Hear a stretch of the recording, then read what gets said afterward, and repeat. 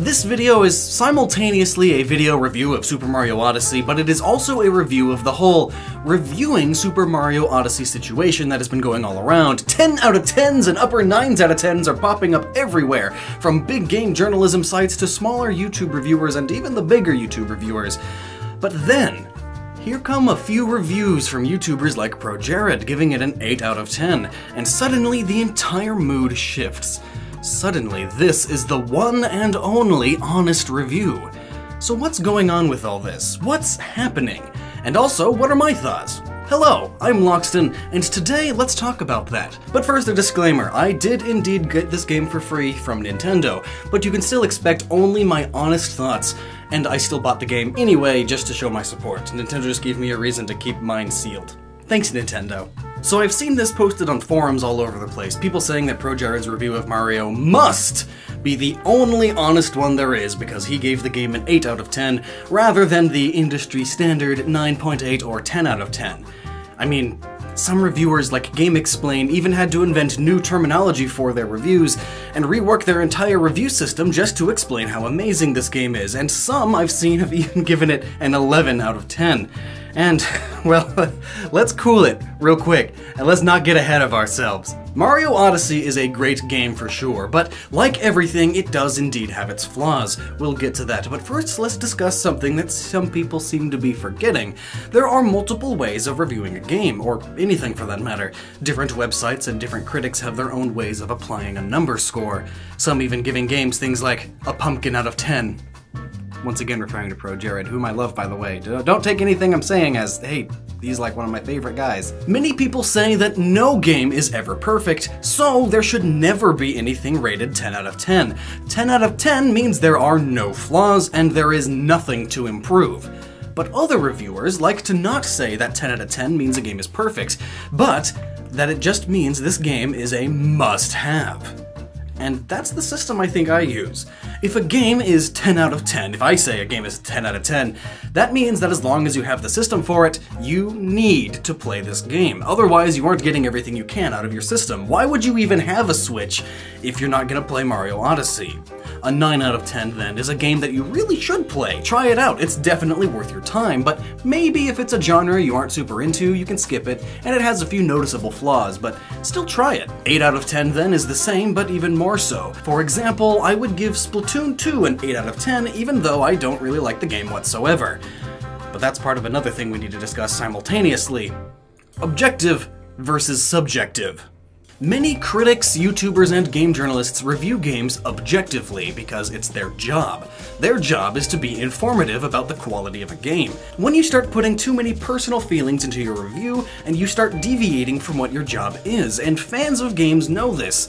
They poke fun at game journalists who do this all the time. For example, just recently, the editor-in-chief of Polygon recently tweeted that Breath of the Wild will no longer be on their top 10 games of the year, because of a personal experience he had where a friend erased his save with more than 100 hours in it.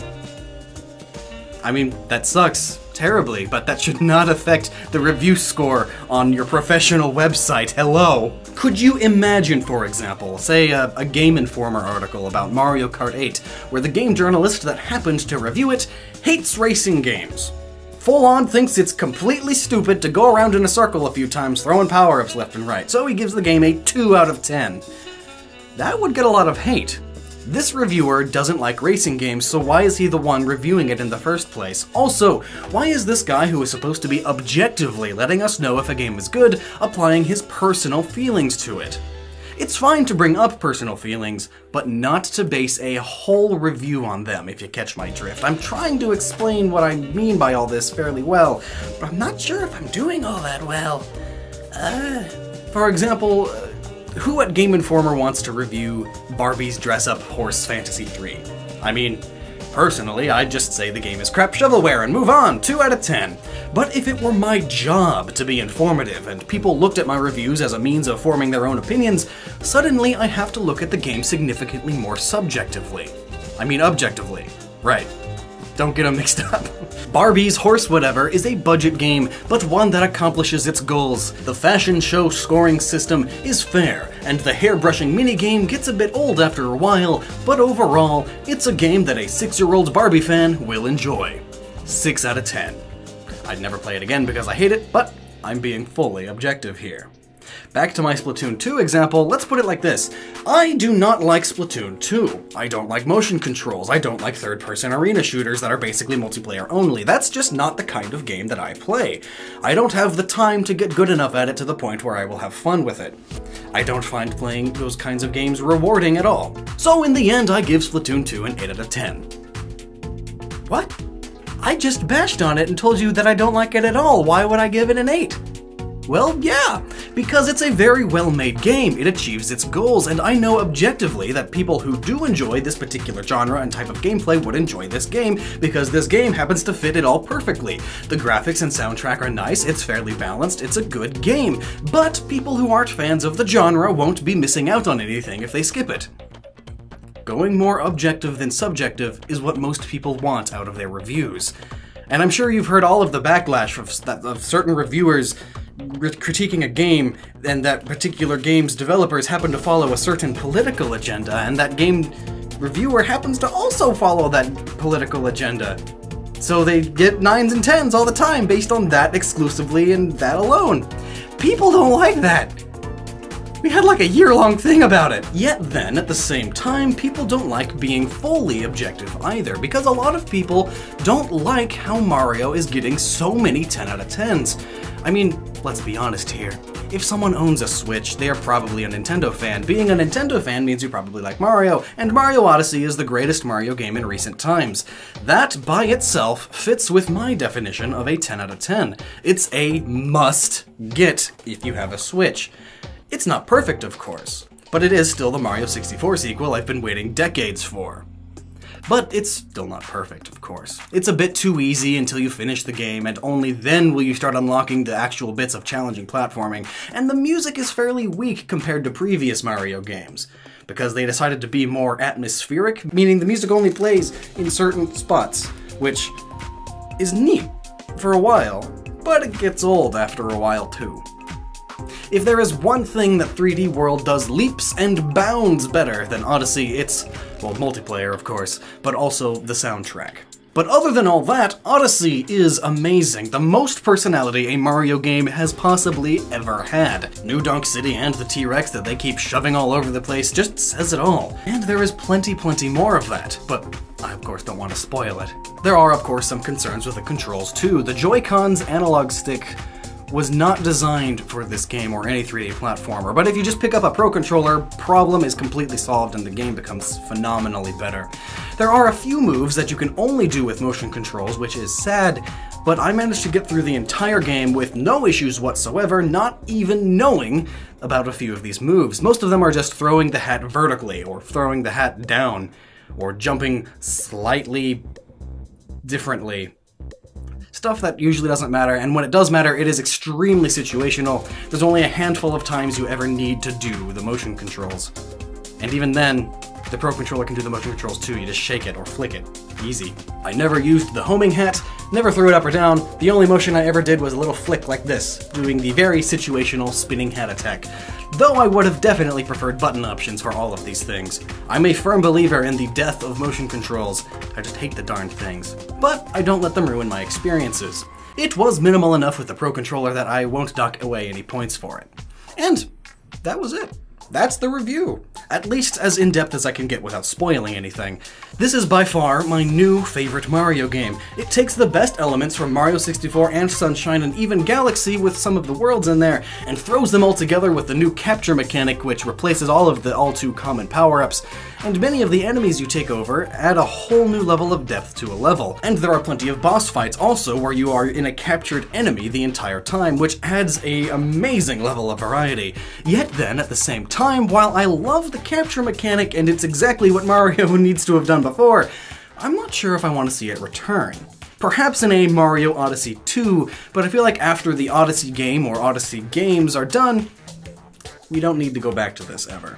Mario Odyssey is a good length. It took me about 15 hours to beat the story, picking up plenty of extra moons, but after 30 hours, I still have only put a dent into the total moon count, of which there are over 800.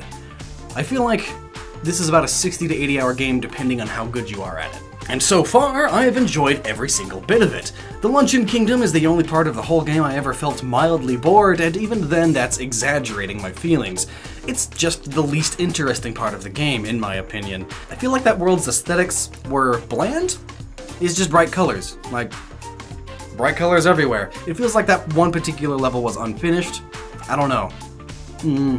But even despite all the within it, it's still so much fun. But basically, let's just say I was really glad when I finished the Luncheon Kingdom and I don't ever have to go back again. The platforming is nice and tight, a bit slower than other recent platformers, but just right for a Mario game. And there are so many options for speedrunners, options that don't involve breaking any spaghetti code like Mario 64, which this is often compared to. And that's something I want to segue back into with the whole honest review thing, that being Pro Jared's 8 out of 10. As much as I love the guy, and I really do, as I said, he's one of my main inspirations, I don't agree with him on this one, at least not on his reasonings, and it has to do with that objective versus subjective stuff we were talking about earlier, and I'm specifically lingering on this point of his. They also don't have that same kind of sandbox, screw-around fun in it that something like Mario 64 had. To paraphrase this point and also condense multiple other reviews that give Mario Odyssey an 8 out of 10 or lower, most of them give it this score because it doesn't have the same magic as Super Mario 64. Or Sunshine. Well, I agree with that somewhat, but I feel like that shouldn't objectively matter in the slightest. Because Mario 64 is old, and frankly, it's a bad game. Yep, there I said it, but don't get me wrong. It's also the greatest 3D platformer of all time.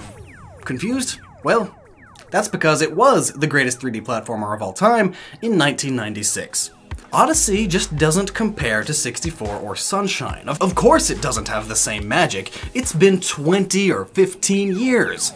We're a lot older now. We have a lot more gaming experiences under our belt. That's also why we both share the opinion that the game is too easy. Odyssey seems to be based more on exploration than on platforming challenges this time around, and that can be good or bad depending on who you ask. But you also gotta think, we're all probably fairly good at the game, and 3D platformers in general. But when I watch my wife play it, she has a much harder time than I do, dying more times in an hour than I did in the entire game. And when I specifically think back to when I was 7 or 8, heck even 15, this game would have been just right for me. I didn't like Sunshine as a kid. It was too hard for me at the time, and the environments were uninteresting. The flood just removed all fun also. And everything is beach theme. Everything! But looking back, Sunshine isn't that hard anymore. Going more into the specific point about not having the same magic as Mario 64, I agree. It doesn't, because that magic is nostalgic. And we can never experience that nostalgia again. The nostalgia of playing one of the very first good 3D platformers, that's never going to happen again. At this point, there are tons of 3D platformers. The formula has been tried with so many new gimmicks that you can't even comprehend all of them at once. And over time, of course, that means the 3D platformer formula loses its magic. The magic goes away. It's just what happens. If you magically messed around with space-time technology stuff and released Mario Odyssey in 1996 and Mario 64 in 2017, of course, balancing the graphical power between the two, no. Nintendo would definitely be going out of business at that point because they fell so low.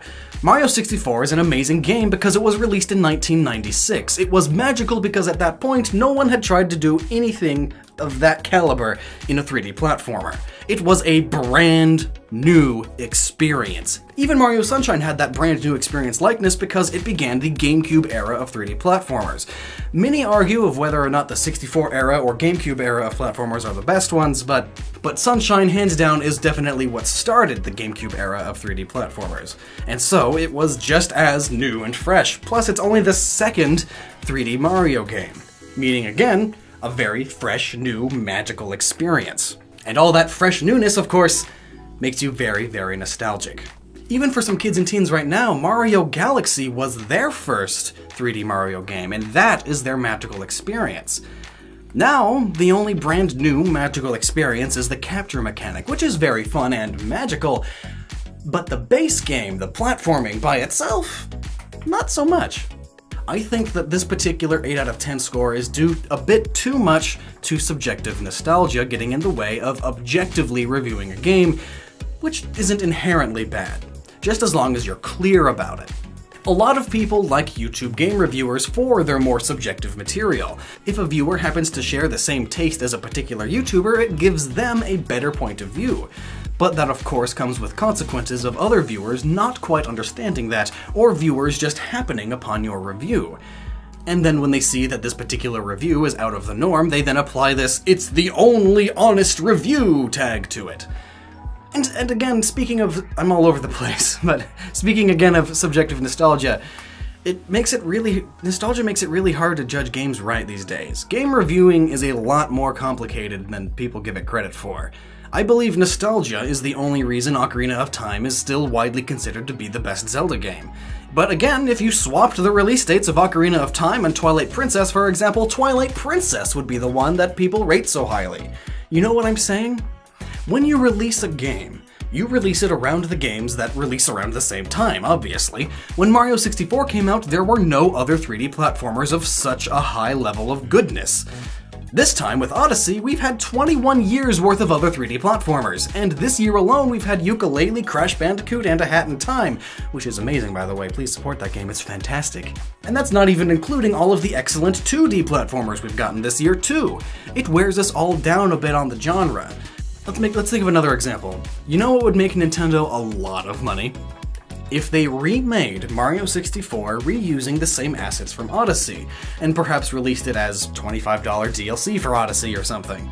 It would sell ridiculously, but I firmly believe that even if they managed to get the feel of the platforming of Mario 64 to a T, absolutely perfectly, all of the old glitchy tricks you can still do too, everything is exactly the same as Mario 64, but with a graphical update. It still wouldn't be rated as highly for reasons other than nostalgia. People would complain that the magic is gone and that the original was better, but the only thing that people would have to support their claim is nostalgia. And what about the kids that didn't grow up with Mario 64?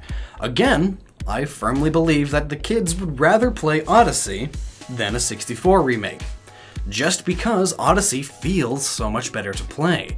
The only problem with it in this case is that it wasn't released in 1996. The magic of Mario has returned in Odyssey, and it's stronger than it has ever been before. But a lot of us are too old and too experienced in games to really appreciate that much. Subjectively, I'd give Mario Odyssey a 9 out of 10. It has a few too many flaws in its controls that keeps it from being a 10 out of 10 to me, but objectively, completely objectively, it is a solid 10 out of 10. There is no point in owning a Switch if you don't pick up this game at some point. The flaws were so few and were of little significance to me, but I know that as a kid between 7 and 15, this game would be my Mario 64, and nothing in the future will ever again compare. So, I hope you all enjoyed this review / look into how reviewing works and what's going on with Odyssey and whatnot. I'm not even sure what to call this. A discussion, I suppose. Should I do more like this? Let me know down below, and until next time, thank you. Thank you so much for watching.